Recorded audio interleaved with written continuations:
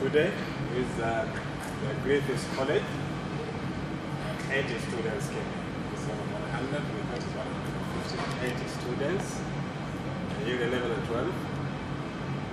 And they wanted to know this, what is Islam, and then Sufism and mysticism, and then guess what is that?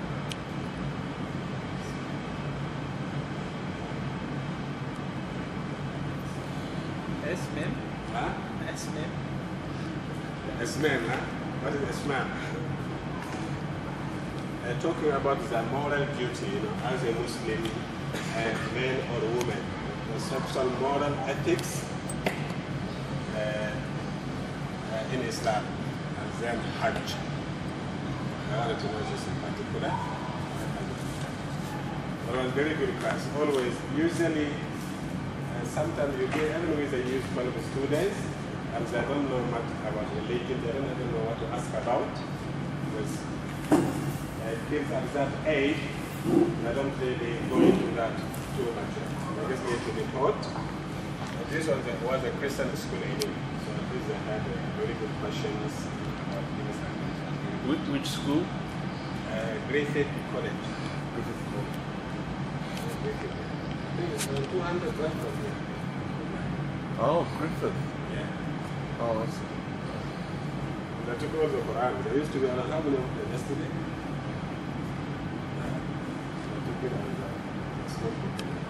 This is, as you know, that on the Judgment Day, every one of us, we know it or not, anyone who you know, anyone who we know, and non-Muslims, on the Judgment Day, they will have excuse.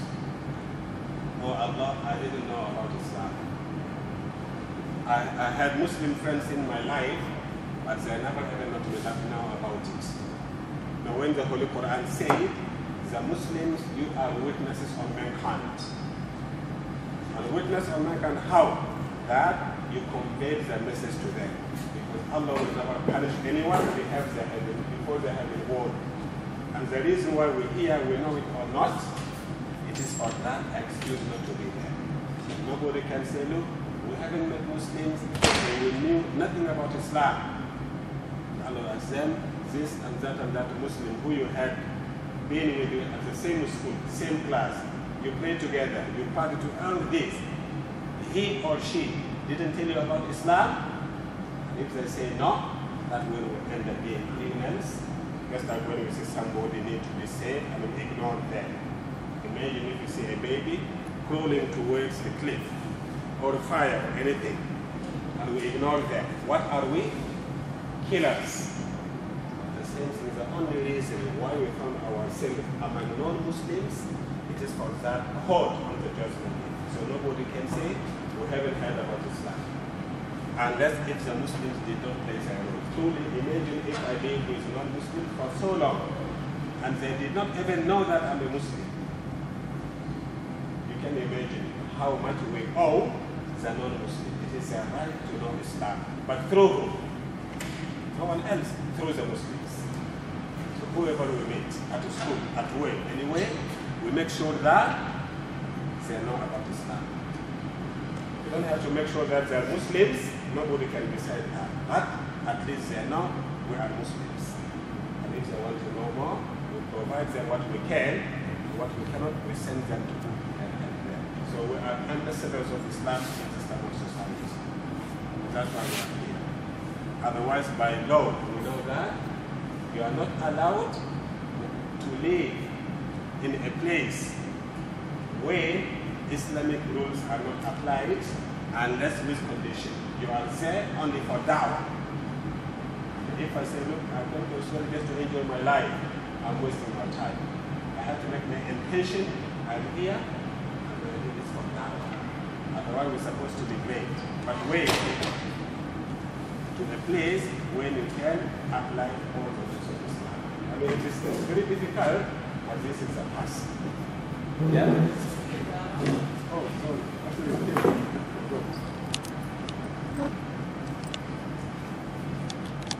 Cannot answer when and why. What are the questions taken? and when that will be.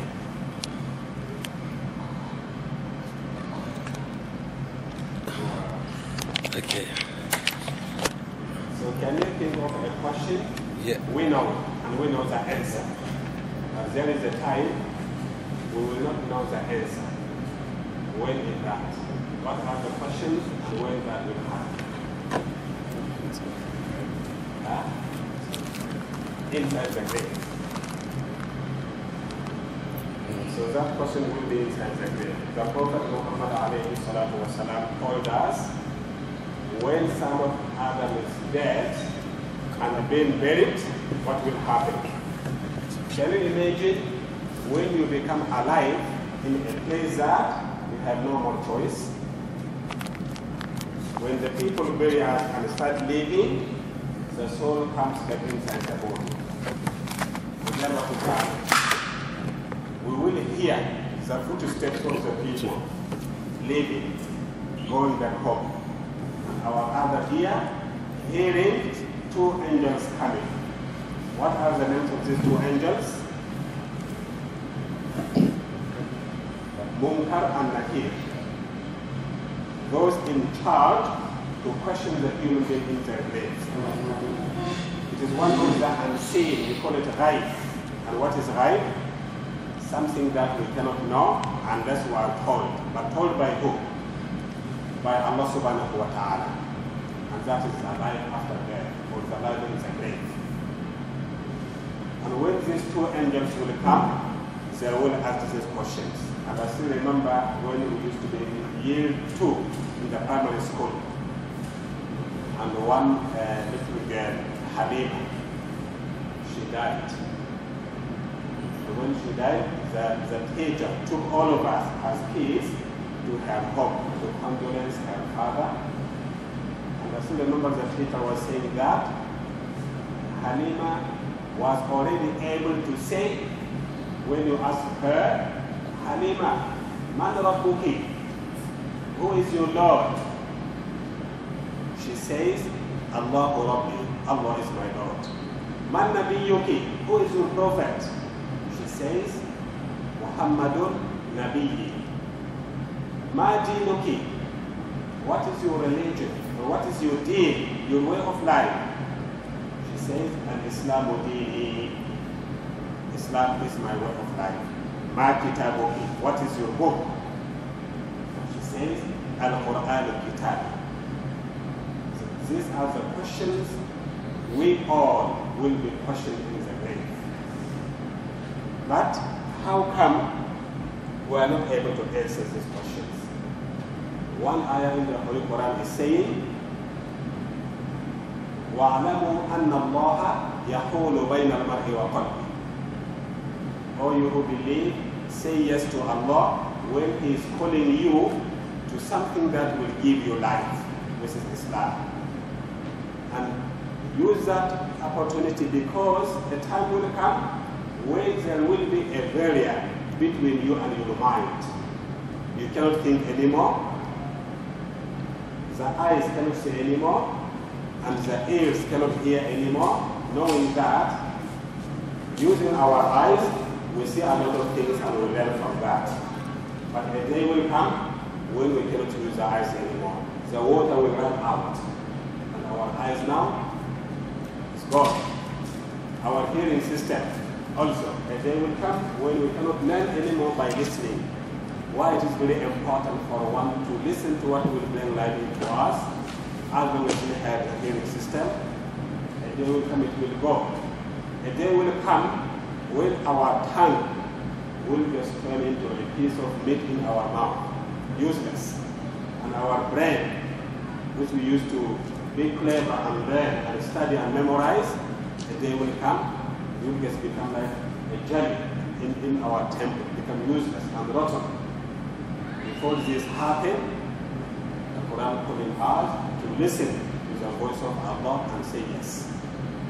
Because once we don't listen, or we listen but we say no, what will happen? At a moment like that, we would like to talk, but we cannot anymore. This is the time when the angels will ask the person, who is your Lord? And And we all know the answer. We will say, Allah is my Lord. But at that moment, human cannot decide to talk anymore. No more decisions given to us. Allah subhanahu wa ta'ala will decide through our actions in life. And Allah's promise is to those people, the way the Holy Quran said it, يُثَبِّتُ اللَّهُ الَّذِينَ آمَنُوا بِالْقَوْلِ الثَّابِتِ فِي الْحَيَاةِ الدُّنْيَا وَفِي الْآخِرَةِ.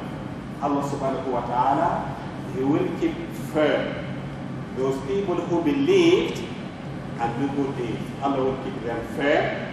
In this life, they will never be in doubt. Even when non-Muslims talk to you, you know what to say. And you never feel guilty of being a Muslim. On the contrary, you know what to say to them. Allah will keep you firm in this dunya and also in akhirah, in the life after death. This is starting from the moment when you are in the grave. We cannot get any more help from outside. It becomes a ghaib. And how can we help someone who is dead?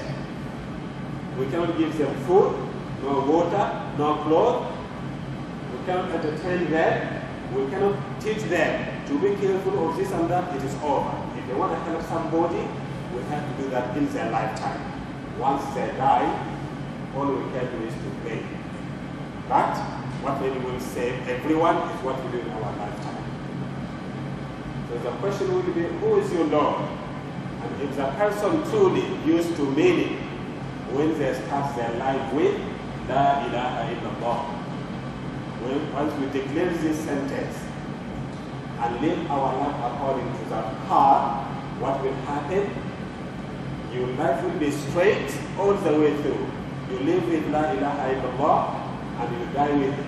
So when they ask you who is your Lord, it will not be strange or a hard question because we already know who is our Lord.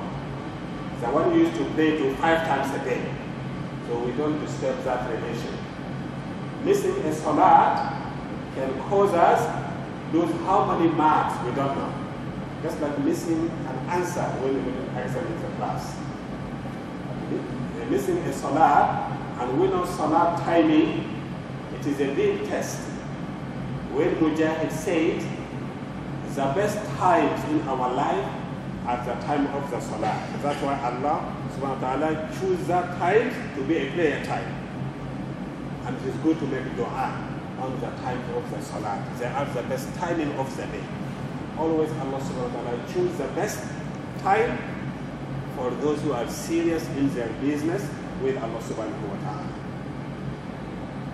So if I miss a salah, I don't know how much percent I lose from my ability to answer the questions in the grave. So if we keep the salah properly, daily 5 times, and we are in relation with Allah subhanahu wa ta'ala, dealing with Him, it helps the person to know this way, Allahu Rabbi, Allah is my Lord. If anything happen or anything come up, and we ask ourselves, okay, maybe my parents want it that way, my friends, the society, the media, my employer, and so on. But how Allah wants it? Who is greater in your mind?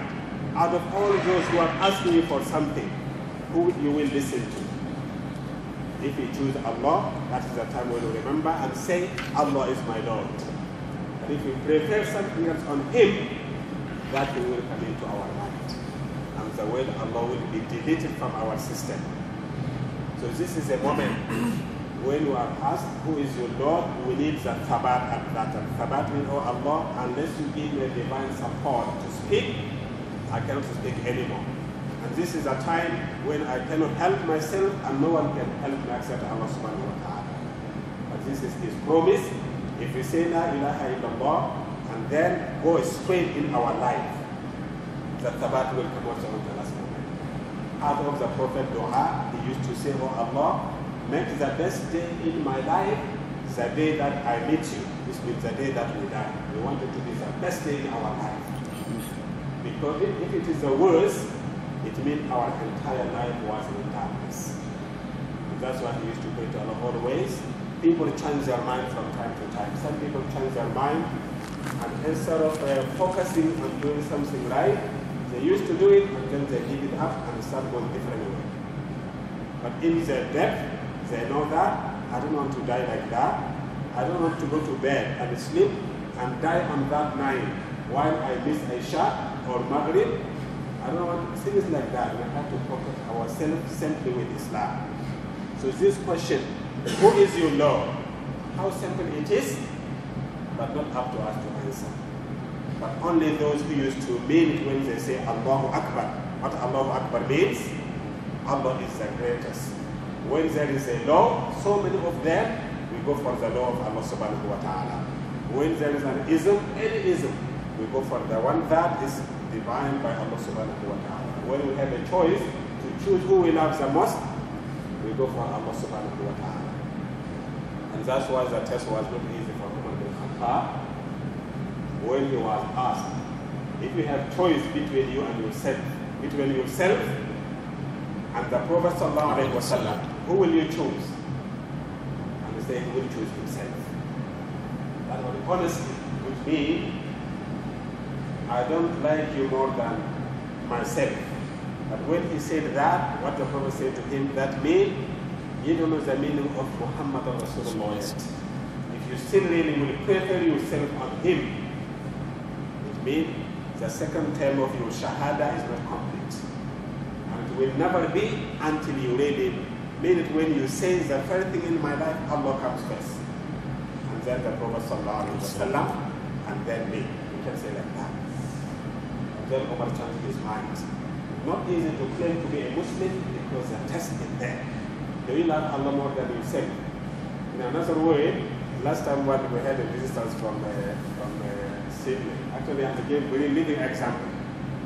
Imagine when you are between two things, two of your kids, both are falling off from the cliff, and you jump and you grab both of them from the lake, and then you are drifting in with them. Three of you are going to fall down and die. The only way to save is to let one go. And then you and one of them will survive. Which one will you leave? Which kid? For sure, you will have to let one go. Which one?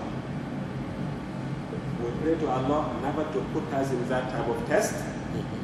But imagine, we are going through that every day. Between Allah and me. Allah says, stand up and do Salat Subuh, and I say, no, it is very cold, have a rest, don't worry.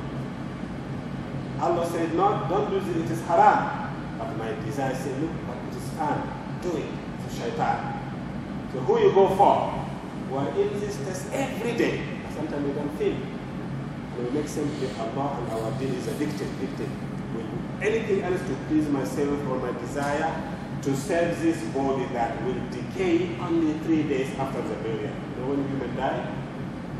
And the most distinct thing among the dead things is the human body.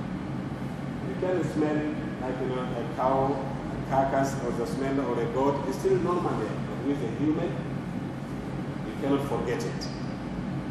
And that's why people who wash dead bodies, they have to be very trustworthy.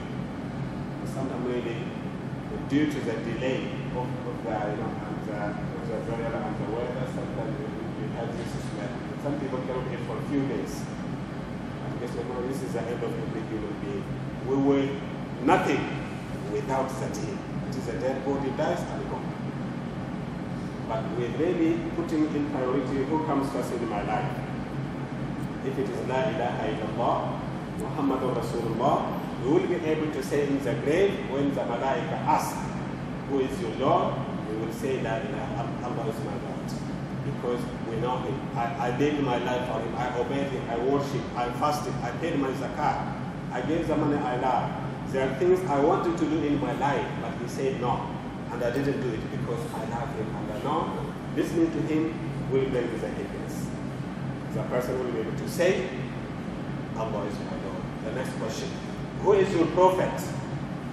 And how many people on this planet, every human being, we have someone who we call maybe the greatest person in my life. And sometimes people prove it by putting their posters in their rooms, in their wallets, or buying T-shirts with their picture on it, or something like that. They just want to prove that I want to follow this person as an example. And everybody has somebody in life. But as a Muslim, if there is one human in your heart, it has to be Muhammad sallallahu alaihi wasallam. And when we say we like him, we really mean because disobedience is forbidden in the law or the philosophy of love. How can I say, for example, to my parents, oh mom and dad, I really love and so on, but I'm a source of pain for them. And I forgot that tomorrow I will be a father or a mother, and they will do to me worse than what I did to my parents. Just thinking that whatever we owe people, we have to pay it back. What we owe Allah, He may let it go. It depends how we did it and what was our motives. But once we owe people something, even the shaheed.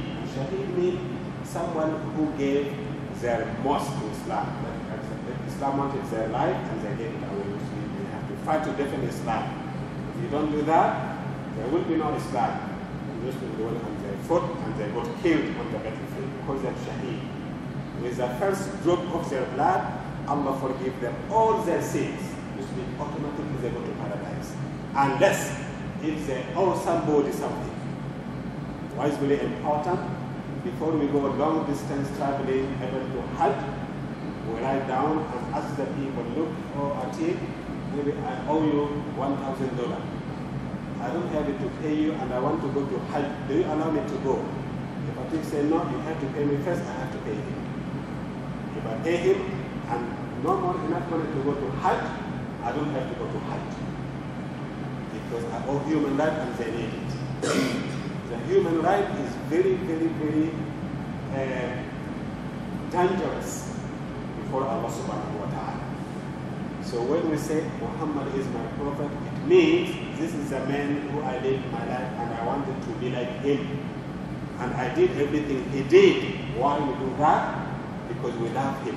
And he has the best to offer to all human society. But that can only happen if we follow his way of life and what he taught us. If we follow him, we will be guided. And he taught everybody, all of us, men and women, we all need to know what he said and when and why. And how to use that to become alive. Simply by saying, Muhammadur Rasulullah. Muhammad is the messenger of Allah. Allah sent him to me. Let us take him like a personal visitor, a personal teacher.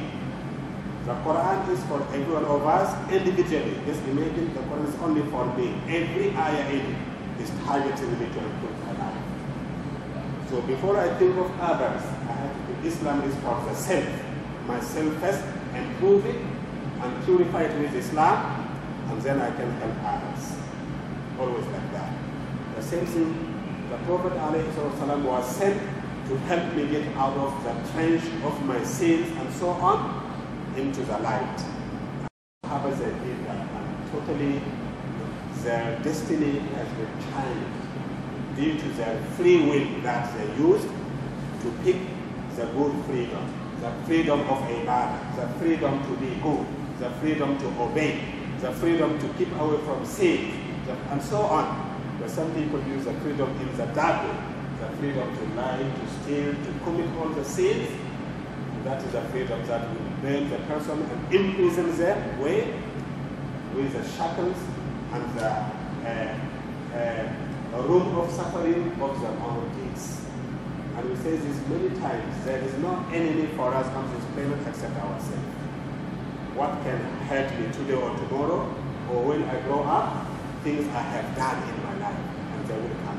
Unless the person do a serious tawbah, and then Allah subhanahu wa ta'ala may forgive them by giving them something in dunya. In dunya means sometimes he decides to still punish the person, but in dunya, not in the akhirah. But we cannot get out. Whatever we do, and anything bad we do, it gets like when we sleep on our bed and we spit to air. It goes back to our face. So wrong should not be done because we are doing it to ourselves. Why? The Supreme Court is there. And who is the judge? Allah subhanahu wa ta'ala. So if anything happened, and everybody's saying in their way, and we say, look, okay, I want to know what Muhammad alayhi salam said about it, and we follow that. That means I mean when I say Muhammadur Rasulullah. If this is how our life will be in the grave, when the Malaika come and ask, who is your prophet? We will say Muhammad is my prophet. And if we pick up someone else and make them the role model for our life, which is an Islamic, what will happen? We will mention that person. And that is a sign of the loss of the test. Ma kitabuka, what is your book? We have so many books in life, and a book is food, but for our soul. A book is a food that will make the citizen of our body good or bad. And who is the citizen of our body? Our soul. We need a good house for a good soul. Just like the way we want to live at our home, we clean it up, and make it nice, especially when there are visitors. We try to make the home look clean and so tidy and so on. Imagine if our visitor every day is the Prophet Muhammad sallallahu alaihi wasallam. Allah subhanahu wa ta'ala. What did we prepare to welcome them? But when someone important visiting our house, we don't even care. Even messy, who cares? Who is he? When someone is in our heart, we make it clear. It is a respect. And we can imagine every day, we can say, the Malaika in our houses. And who they represent? They represent the Prophet sallallahu alaihi wasallam. They represent Allah subhanahu wa ta'ala. So we have mighty visitors every day. What do they see? And they are with us every time. What do we show them?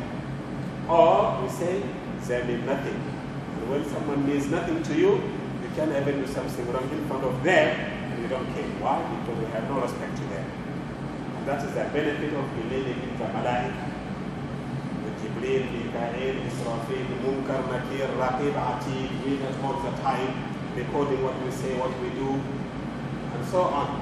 If we respect them, it means I believe in the Malaika, they're watching me, they're writing what I do, what I say, I will not do anything. Even if I hide from people, can I hide from them? No. Can we hide from Allah? No.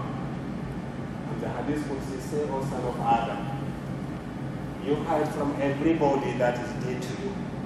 I'm the only one you don't hide from. I'm not dear to you. I'm in our private life. In order to keep our iman alive, we make it fresh. Allah is looking at me and He is with me. And He is the one who can decide right now to tell my heart to stop. And it stops, and I die with the thing that I was doing. And then the people will see me on that. Take my body and wash and bathe and bury, but in their heart they don't like the person because they see how they live their life. And that is a bad ending. When Allah subhanahu wa ta'ala expose somebody because in their obvious life they look good, but in their private life they have no respect to the religious teaching to Allah subhanahu wa ta'ala. And this is the time when we need to remember what is the benefit of belief. To believe in Allah subhanahu wa ta'ala and the Malaika for a moment like that. When Shaitan tried to give us wrong education, no one can see you, just do it, don't worry.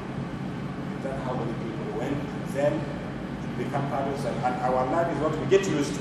We get used to good things, we have a good life. Bad things, bad life. And that is a training. What the Prophet said to the young people, Allah is proud of a young man or young woman who fear Allah, because this is the time of the temptation. When Shaitan will tell you, you are young, you are fit, you are strong, you are independent, you can have this, you can have that, you are handsome, you are beautiful, and he destroys the flower of our life, and then when we are old, we start to remember this and have a very painful old age. Like just to remember what happened, that how I'm going to get along with this. Even if you talk about it, you feel like you feel weak. Why did I use my strength to go into these things? And that's when we need to get the business properly at that time. We can do a lot of things at that moment of our life when we are young. In the beginning we are weak, in the end we are weak. But at that time, we We mean it when we say Muhammad Rasulullah. He is the man who will follow his ism and pass it on to the rest of the world. And that is our call. Once we miss that, our choices cannot be repeated. So if the Quran is my book, I will make it the book number 1 in my room. I mean, how beautiful it is when you visit a young man's room, a young girl's room, and mashallah, they have this, they have the Quran, they have a book about science, medicine, and so on and so. And you ever see the parents very happy because you have bodyguards in your family. Bodyguards mean people who fear Allah. And imagine when a family life is like that, you go wherever you want to go without hesitation. And you know that we will make it, inshallah, as a family to then save before Allah subhanahu wa ta'ala. And the real bodyguard for a human being is that private, clean life and relation we have between Allah subhanahu wa ta'ala. And that will come when one is in trouble. Truly when one is in trouble, and you say just like the 3 men, we know. The surah of the 3 men who was traveling together, and then what happened? It started raining heavily, and they had no way to hide. They ran into a cave in the mountain. And they thought, now we are safe. Imagine how heavy the rain was. A big rock was moving down. Just because the water is down, this rock, with the qadr of Allah, didn't find anywhere else to stop except the mouth of that cave. Stop there, huge. And there is no way that they can move it away and go out. They will stay there, starve to death. And you know how painful it is to starve or stay to death. And they spoke to each other. You know that where we are, no one knows where we are except Allah subhanahu wa ta'ala. And He is the only one who can save us. So you, everybody, think hard and talk to Allah using the best deed you ever done in your life for His sake. Make dua with that good deed for Allah to save us. What will come to your mind at that moment? And we know this is a time what God makes sense in those people who don't even believe in God. At that moment when they know that no one can save me, they will never call upon Krishna or Shiva or Buddha or Jesus or Confucius or anybody. What they will say, oh God, Ya Allah, Ya Allah. This is, as we told you last time, the proof that God exists. You don't need many proofs. This is enough. When you are in trouble, who do you call on? It is Him in your death. So see 3 men, one of them said, oh Allah, I used to have parents and I looked after them very well. I used to milk the lamb for them every day. So they drink the milk before they go to bed. Imagine when Allah subhanahu wa ta'ala wishes you the best and He uses you. And what the Prophet said, if Allah loves somebody, He used them. So Allah said, how can Allah use somebody? He said, He will employ you. How Allah employ people? He will give you His divine support to start doing something good, and then it takes you life while you are doing that. Imagine when you have a good habit and you keep on doing it until you die. You never chance and leave that and do something bad. So it is good when Allah subhanahu wa ta'ala have written that, okay, your parents will grow until you see their old age. When some kids run away and leave them or give them away. So look, I have no time for these old people. I want to go and live my own life. Some people do that, they forget. Knowing that only our parents are the people who will never ever, regardless how bad we look like, how ugly or how disabled, they will never say, look, I want to go and live my life. Never. And I remember 1 year ago, one of the baby's daughter passed away. Can you imagine? And see, I mean, the heart of the mother, you can never get it anywhere else. And what that baby said, the Prophet ﷺ said, paradise is under the feet of the mother. But me as a mother, my paradise under the feet of my daughter. We have a disabled daughter, until she became a teenager, until she died. And the mother was the one who going to serve the husband, other kids, the society, plus the disabled child Allah gave to me to test me. You know, we don't decide to give birth, boy or girl, healthy or sick, all test from Allah subhanahu wa ta'ala. And every human is a test. Sometimes we are healthy physically to our parents, but mentally or morally not, we can't tell likely to help for them. And we all do that. I don't see a young man who say, I never give hard time to my parents. We all go through this. But the more we go into the reality, the more we are like, oh, what have I done? Oh, Mama, please forgive me. You know, and always they are there for us. And that is the only thing they want from us. And they will just link us to who? To the Prophet ﷺ. Do all you do for Allah's sake, because our relation will be temporary. One day you will die, and we will die. We wish parents want like that. We wish to die before we want to see you grow. But how many parents carry their own kids and wash their body and let them and bury? How many parents? How many kids died? Kid 1, 2, 3, died, and the parents still alive. So not up to us. It's up to us. The parents will say, oh Allah, take my life first. I had enough life. Let my kids grow up. So if we have that chance, truly, your mother alive, your father's alive, go to paradise through them. So one of these 3 men said, oh Allah, I had my parents old and I used to serve them, and every night I will milk the lamb by myself and bring the milk and give it to them, and then they drink and they go to bed. But one day I went with the milk and I found them sleeping.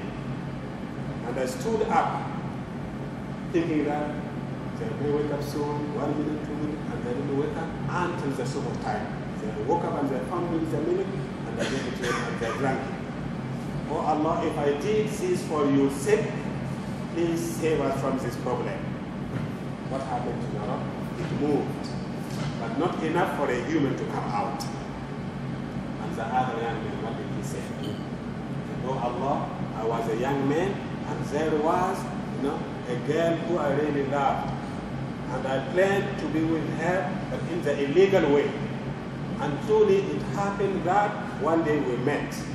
But when we met, before I go to her, I thought, this is wrong.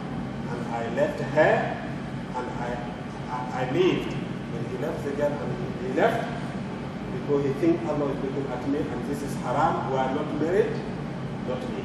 So he thought of that moment, oh Allah, I did this because I failed you. I didn't do the haram thing. If I did this for your sake, move the rock. And it moved. It's still not enough for all of them, for a person to come out.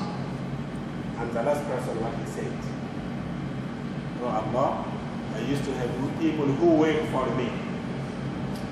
Everybody worked and they got paid and they left. But one of them, he left without taking his pay. And I used to invest his pay for him until he comes back.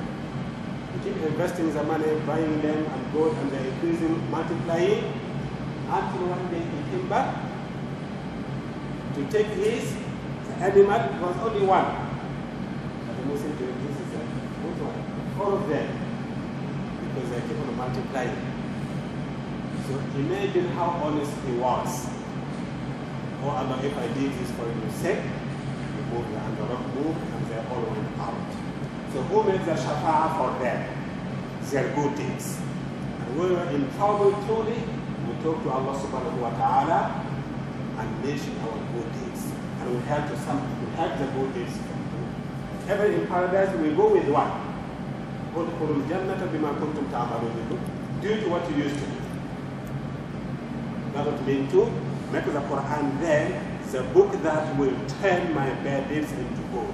The book that will tell me what to do what, when, and how. The book that will keep me away from something that I'm not allowed to do and take me into something I have to do. The Quran, the book of life. The usual guide for all those who are citizens on this planet, it is the Quran. Without it, we may spend our life until when we die, what we will say. Ya laytani qaddamtu li hayati. If only I did something good for my life. When do we say this? When we die.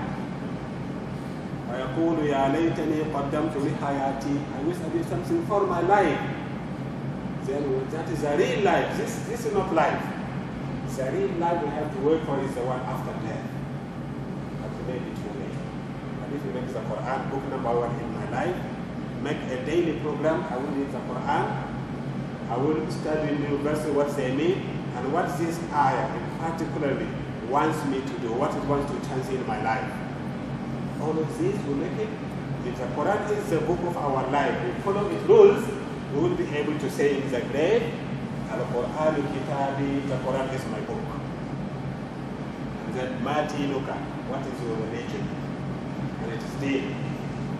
Religion is translated again, but in Islam we don't call it religion because every day we see a new religion pop up. Every day there are so many of them now, and they call all of them religion. And they want to say, look, all religions are all same. Just like one tree, one root with so many branches. All of them belong to it. That is the same. As we are good, all religion take you to that. And that's not true. And I was telling the kids today, it's what that college. If I say to you, because to be honest as a human being, Islam told us to wish the best for other people. And I believe the way for salvation is Islam. And if you ask me, what about Buddhism? What about anything? I would say, no, they are not. Because if they are, and I'm telling you Islam, I'm lying. And they are not similar because they are completely different. How can they be different at the same time they're all the true religion? But always in Islam taught us to be honest and frank and open and fearless. This is one way we can serve the world. The best you can do is to be yourself and be honest to all human society. So Islam is the religion. There is no other. But for the propaganda's sake, we have to say Christianity, Judaism, Buddhism, Hinduism, but they are not religions. They are people's names or land names. It's nothing to do with religion. But the only thing we say is Islam. This has nothing to do with a place or a person or a type. It means a complete submission to the will of God. With all the prophets did, they did that. So how to be able to say in the grave, Islam is my way of life. It is truly when Islam was. When I eat, how do I eat? When I talk, how do I talk? When I dress, how do I dress? When I work, everything. If we Islamize it, that will become an answer in our mind. And when they ask us, we'll be able to say, Islam is my way of life because I Islamized everything in my life, knowing that this day will come. And when this day comes, no one will be there for me. The closest friend or family member, they can do nothing for us. That is the time only our good deeds will save us. Why is very important for us to think of that moment? How am I going to spend the first night in my grave? Night number one, when I will be alone in a place, no bed, no pillow. We know what is a bed. It is the same floor that we don't want to sleep in our lifetime. We want to be higher and higher and everything. But on that night, this is a place, and what is the pillow? It is a rock. I don't know how we bury people. We put a rock underneath the head and make them sleep like this, facing the pillow. Just pretend that they used to pray. But if the person used not to pray, what will happen? The Malaikas, they know what to do with that body. That one, around 9 years ago, there was a lady who she decided to marry a non-Muslim man. The parents told her, but she said, look, I believe, human is human. What is so discipline and so on. The way people start to make their own religion and ignore the Quran, the prophets, the ulama, and believe in their mind. It is me, it is my life, it is this. And these type of people have to help them because only when we believe in that field, these people are my teachers. They are not better than me. When somebody doesn't care about Allah, Hadith, ulama, Shafi, and so on, another way that somebody can say, I don't care. You don't help them. And I don't believe anyone of us want to deal with somebody who says, I don't care. We all have to care. Their life will be important. If you don't care, nothing will be important. And we have to have the best in our life. So that lady said, come to the hospital and said, look, my husband said that when I die, he's going to burn my body. In the other people do, but I don't want that to be asked. I will eat that if I die. I want to be buried in the Muslim graveyard. Do Islamic way. I said to her, look, sister, when we die, Allah knows where we belong to. And nobody needs a dead body. We want you right now as a Muslim person, if you want to. But give your life to non-Islam and tell us to treat Islamically. We are lying to ourselves. What for? You will be in the right place, Allah will decide for you. If you are a good Muslim and people bury you or bury you with non-Muslims, the Malaika will move you and put you in the right place. How some of the Sahaba, what happened to their bodies? When they died, between the heaven and the earth, like Hanbala. In his wedding night, with his wife, and he had Islam need our jihad, and he left without having a shower. And he was killed, and the Prophet said to the Sahaba, he could see him between above the earth, the Malaika washing his body. This is a young man who gave his lot to Islam, while his father, Abu Amir, who used to be called Abu Amir al-Rahib, Abu Amir the monk, and the Prophet called him Abu Amir al-Fasik. Abu Amir the Fasik, this means a very bad man who commits sins openly. And look what happened to the son. The Malaika came down for his funeral service, while the father still lived with the shayateen. And this example, whatever we do in our life, Allah knows where we belong to. If we live with the Quran as the book of our life, and follow it, and make it book number one.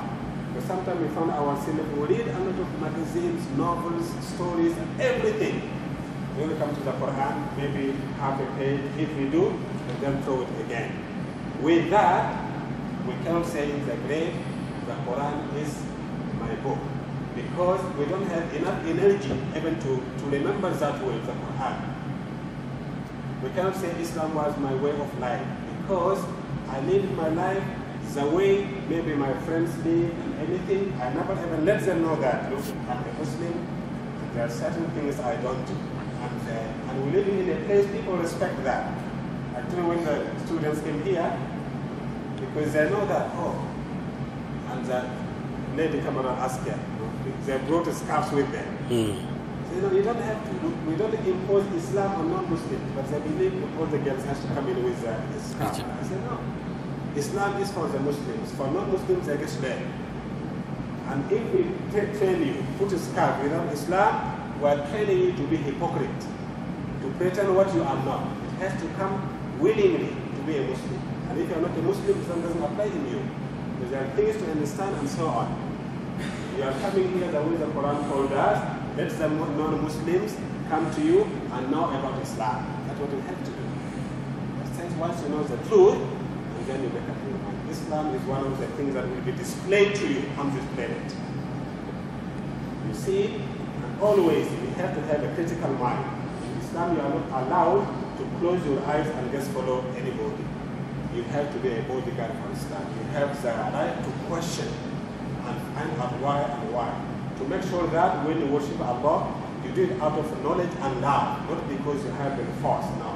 Allah doesn't need that. You have to do what you do out of love, otherwise it is a hypocrisy. So you don't have to use this card, you just need to come. Okay? So if I make Islam the way of my life, this is the only time I will be able to say in the grave, Islam is my deen. Without that, what will happen? Question 1, fail. Question 2, fail. 3 and 4. Then what will happen next? We know something called Adama al-Qabr, and we can see that proof in the Quran. What happened to Fir'aun right now? And his army, the Holy Quran said, وَحَاقَ بِآلِ فِرْعَوْنَ سُوءُ الْعَذَابِ النَّارِ يُعْرَضُونَ عَلَيْهَا غُدُوًّا وَعَشِيًّا. Right now the adab on Fir'aun and his people, what adab? And nar, the fire. They have been displayed to the fire day and night. This is the adab, the suffering in the graves. وَيَوْمَ تَقُومُ السَّاعَةُ. And on the judgment day, أَدْخِلُوا آلَ فِرْعَوْنَ أَشَدَّ الْعَذَابِ. Take Fir'aun and his people to the real adab. which means they are suffering in the grave, and grave means the barzakh. Because Fir'aun's army didn't have graves. They died in the sea, and most of them were eaten by the fish and so on. Which means grave means the life after our death. It is part of respecting Islam. What is the best way to respect the body is to bury. When we say qabr, grave, we don't mean the particular place. If it is there, alhamdulillah, we can go, and look at it and remember the person in here used to be like us, have decisions, have this and that, have good and bad, prayed or don't pray, used to clean, all of this you remember. Why we need a good memory? Anyone who knows you in your life, you make sure when you die and they come to visit your grave, they remember good things about you. That is a mercy for us. If they remember bad, it is an adab for us also there. Very important to leave second name after we die, and that is a good name. When people, whenever they think of you, oh, mashallah, may Allah send mercy to that person who used to do this and so on.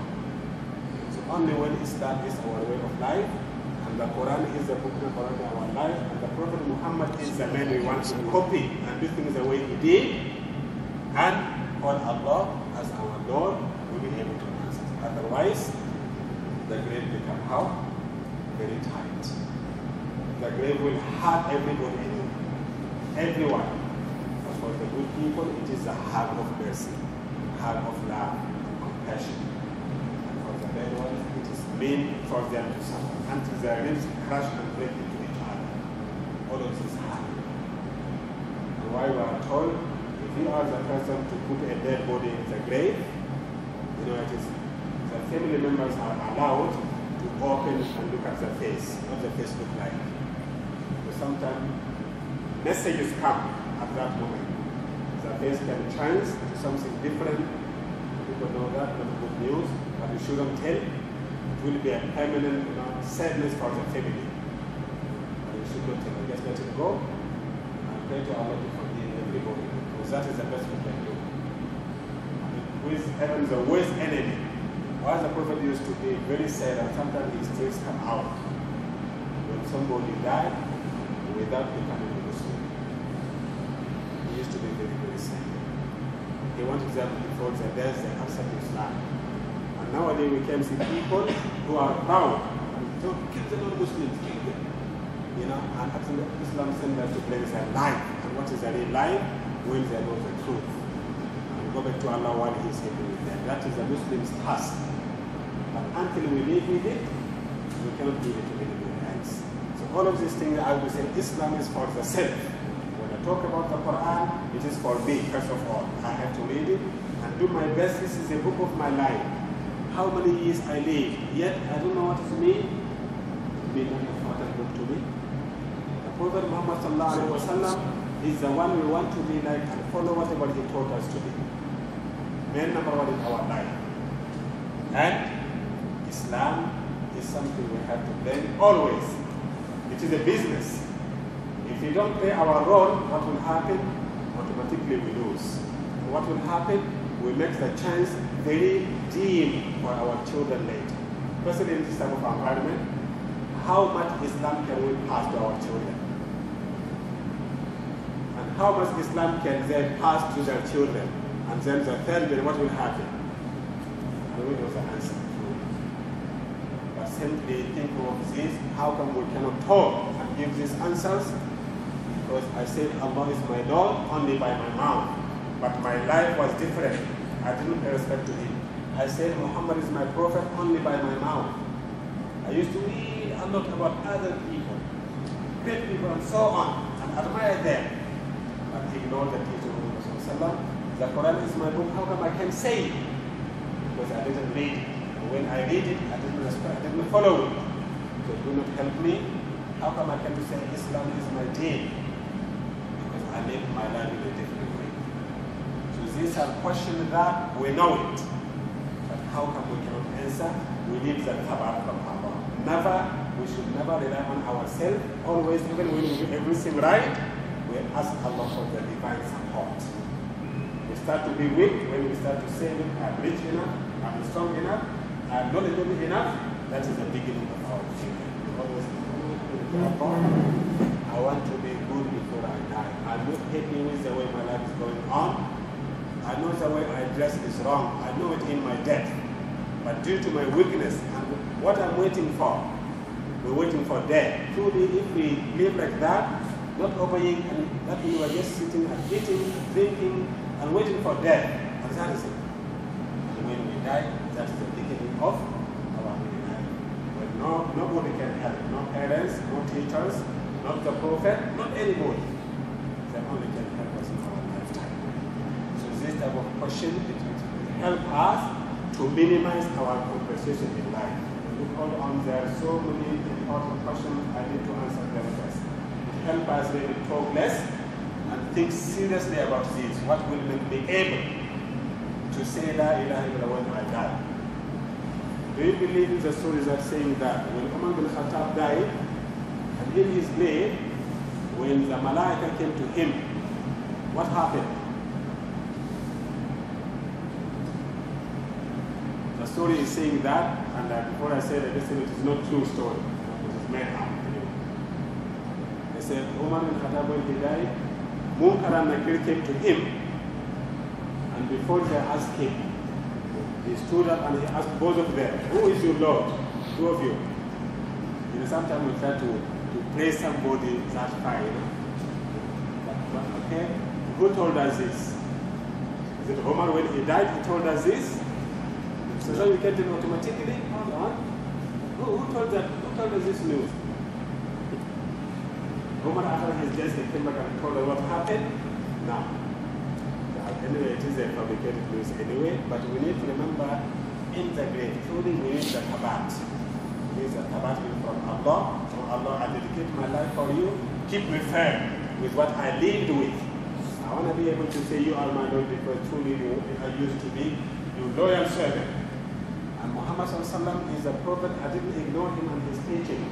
And the Quran, it was my daily book. And I think of it, and I learn everything from it every day. And Islam is what I publicize in my life. When people look at me, they say, oh, this is a Muslim. How do you know? The way they look like, the way they do, the way they don't do things. So this is a way that we have to live and make sure we do da'wah to others. Otherwise, we are responsible to answer this on the judgment day. What did you do to help your friends who were non-Muslims? They didn't know, but you knew what happened. All the prophets will be questioned. Did you pass on the message to the Sahaba? They will say yes. As a Sahaba, did you pass to the next generation? Yes. Did you pass? And it doesn't come to all of us. Did you pass on the message? We will have to answer. We have a time to do that, inshallah. So may Allah subhanahu wa ta'ala make the best day in our life, the day we meet Him. Amen. And the best deed in our life, the last thing we do before we die. Maybe if you die when you are praying, mashallah, or when you are running around the Kaaba, asking Allah to forgive your sins, or Safa and Marwa, or when you are reading the Quran, or when you are in your sujood, and so on. On the contrary, you don't want to die the way it happened in one day in my city, who has a Muslim name, Abu Bakr, with a head on his head, everything. And he lived in the way. Where did he die? In the darkest place you can imagine, as a human with dignity. You know, when he made himself low with the people who made themselves low. The place of the prostitution. Maybe a prostitute lady brought him in the trolley, brought him to the masjid because he recognized because of the head must be a Muslim. I don't know who he is. He took the body like this to the masjid, and the Imam said, "You're not going to pray with this body." And he told the others to pray. This is in Islam. When some people do like that, the Imam don't pray. But the Muslim don't pray. But we can really imagine, how come you die on that place? Doing what? The way we live our life, Allah take our soul like that. This is the only thing we cannot trick Allah. We can cheat and say, look, Abu Muslim says, he knows who to say for. I will not do these bad things and then die in my sujood or in Makkah or when I'm reading the Quran. Allah is fair and He is just and He will give us what we deserve. We don't want this type of death really very dark way, and they go through the history through the dark door. So, who is your Lord? Saad? Who is your Prophet? Muhammad Rasulullah. Rasulullah. What is your book? Al-Quran Al-Karim. What is your deed? Islam. Yeah, so inshallah we want this way to stay here. By the time will come, Allah will take them away. And to some people, and I heard this in Africa, not authentically, when they are dying, they become so confused, and Shaitan will come to them and say, look, I'm your mom and your dad. Remember we died before you? I'm your mom and your dad. We died as Muslims, but we realized it was wrong. You have to become a Jew or a Christian. This is the right way to say. Shaitan does like that when people are dying. They're confused, don't know what to say. And they will refuse to say that. Something like that. They can't even, it's just like a torture. They don't want to use this way because they didn't live it. But for those who live it that way, inshallah they die with it. So we need to take that with us. Taking we do in your bed to school, in your bed to work, to holidays, wherever you go, we take it with us. The way the Prophet used to do it. He took it with him when he was in the way, and he took it with him when he was in the prison, with the ladies everywhere, and he took everybody. I'm a Muslim, Allah, I fear. With that, he was safe. Otherwise, there is so many temptations. We need to beat it and really make the Iman stronger than all of that.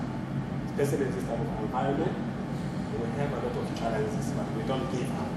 Regardless how bad we can be, we will say, look, I will make it out of that. I will survive my Islamic here. Just remember, Allah is my Lord, Muhammad is my Prophet, the Quran is my book, Islam is my way of life. Islam is my way of life. I will not do it that way. This is how we can survive. And keep yourself together with people who can help you with Islam. How to do that? We need the environment. If we get together like that truly, and come up with activities, we can keep ourselves safe. Always. Why? Because we work together, and everything we can do is there, also we can do it here in a good environment. So the purpose of we getting every time like that, we have to get ideas how to keep ourselves safe in the land of the migration, we can say. It's a strange land. For some people, it's not a strange because they're born here. This is a place where you can prove that you're a Muslim. You're not going anywhere. This is your country. You're born here. And Islam tells us to be Muslim wherever we are. In Makkah, in Russia, in China, in Australia, you make Islam your way of life. And nobody can stop us if we have something. Any question?